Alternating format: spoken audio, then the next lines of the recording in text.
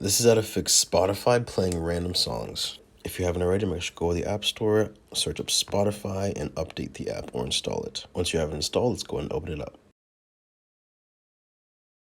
Alright, there are a few ways to stop Spotify from playing random songs. I'll show you number one.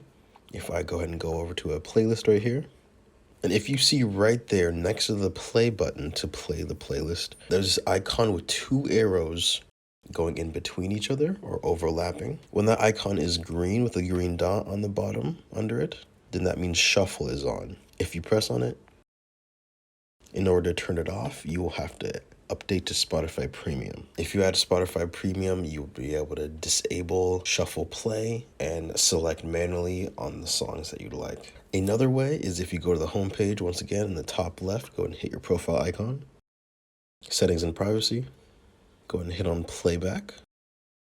And right here it says autoplay similar content. That means if you get through an entire playlist, it's going to continue playing songs that aren't on your playlist related to your playlist. But if you don't want that, of course, turn that off. That is how to fix Spotify playing random songs.